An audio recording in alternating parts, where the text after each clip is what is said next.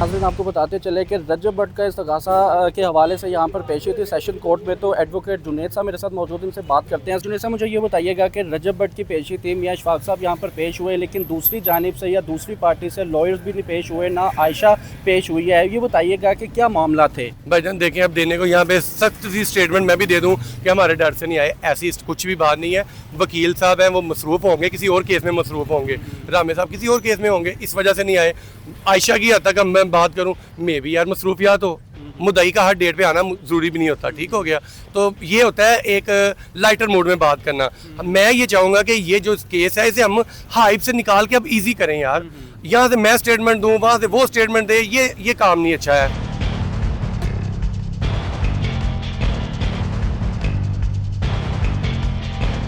दोनों opponent parties और हमें डायरेक्शन फरमा देंगे जब तक ये केस चल रहा है, तब तक इस केस पे कोई भी पार्टी बात ना करे, इंक्लूडिंग वकला भी कोई भी स्टेटमेंट मत दें। हमने कहा है कि हम नहीं चाहते कि हम भी पॉडकास्ट दे रहे हैं, वो भी 150 पॉडकास्ट दे। ये काम नहीं होना चाहिए। देखें, अगर हमें हो कि जनाब हमें शोहरत चाहिए, फेमस होना चाहते हैं, तो हम कहें जनाब ठीक है पॉडकास्ट भी चलते रहे। हमने खुद अदालत में ये सबमिशन की है कि सर ओपोनेंट पार्टी को भी मना कर दें, हमें भी मना कर दें, इंक्लूडिंग वकला को भी मना कर दें कि वो इस तरह की कोई भी स्टेटमेंट मत दें।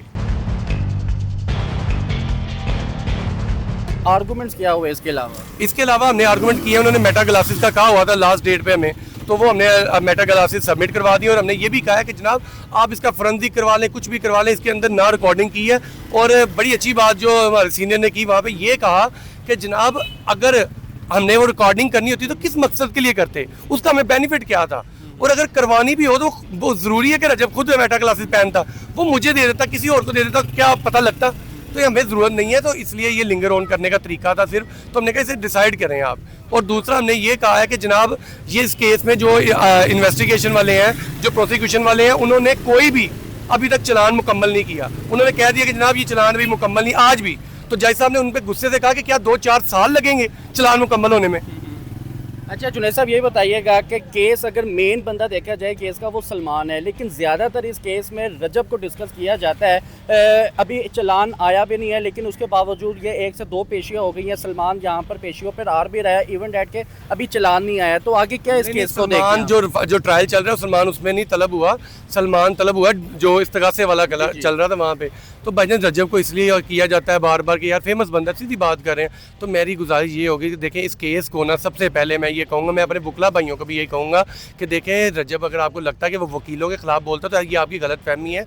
वो वकला की या काले कोर्ट की बड़ी रिस्पेक्ट करता है। वो इस वजह से करता है कि एक तो सबसे बड़ी बात उसकी इकलौती बहन है जिसका खामद वकील है, तो वो वकीलों को कैसे गलत कह सकता है। अगर आप लोगों को मिसअंडरस्टैंडिंग हुई है तो वो ऑलरेडी एक्सक्यूज़ कर चुका है उस पर कि मैं वकला भाइयों से माजत खुआऊँ कि अगर मेरे किसी अल्फाज की आपको जो तशरीह है वो गलत रंग में मीडिया ने पेश कर दी है तो वो माजत करता है, अगर वो भी है। और दूसरा मैं उसके ब्याह पे मैं एक्सक्यूज़ करता हूँ तमाम वकला से कि वो आपके खिलाफ नहीं है। और हाँ, अगर रजब कोई ऐसी स्टेटमेंट देता भी है तो देखें मैं वकील हूँ, मैं सबसे पहले काले कोर्ट के साथ खड़ा होऊंगा, लेकिन रजब के दिल में बड़ी रिस्पेक्ट है वकला के लिए, तो इसे मिस यूज़ ना करें इनकी स्टेटमेंट्स को। और आइंदा आप देखेंगे भी कि रजब को हमने मना कर दिया कि आपने किसी तरह की भी कोई भी स्टेटमेंट इस केस के मुतालिक, वकीलों के मुतालिक या ओपोनेंट वकील के मुतालिक, अभी तक 4 वकील बदल गए हुए हैं। रामे साहब आज वकील है, मैं भी कल ना हो, मैं भी वही हूँ, तो उनके खिलाफ भी कोई भी बात नहीं की जाएगी। तो बराए मेहरबानी इस केस को स्मूथली लेके चलें। वो भी एक साइल की तरह आता है। ये जो प्रोटोकॉल है ये उसने नहीं मांगा हुआ, वो पाकिस्तान का बड़ा यूट्यूबर है, अगर खुदा ना खास्ता उसके साथ कोई मिसबिहेव हो जाता है तो पूरे मीडिया पे इंटरनेशनली भी वो अदालतों पे सवाल आएगा कि यहाँ पे अदालतें महफूज नहीं है। तो ये जस्ट इसलिए दिया जाता है। और अगर किसी और बंदे को भी इस तरह का खदशा हो तो उसे भी प्रोटोकॉल मिल सकता है, ये कोई बड़ी बात नहीं है। तो बराए मेहरबानी जितने भी वकील भाई भी हैं वो इसे हाइप क्रिएट ना करें, ईजी रहे। वो आपका भी भाई है, आपका भी साइल बन सकता है। वो आज अगर वो हमारा साइल है वो आपका भी साइल बन सकता है। अच्छा, तो स्मूथली लेके चले। बेहतर हो गया। जुनैद साहब ये बताइएगा कि नेक्स्ट डेट क्या दी गई है? 29 दी है जी, 29 पे इंशाल्लाह। इस दफ़ा रामे साहब नहीं थे तो इस वजह से इस्तगासा में भी डेट हो गई है। और यहाँ पे भी जो एप्लीकेशन के ऊपर उन्होंने कहा था गोंदल साहब ने, वो भी हमने जो मेटा क्लासेस वो सबमिट करवा दी हैं। अच्छा, दोनों में 29 है जी, 29 है।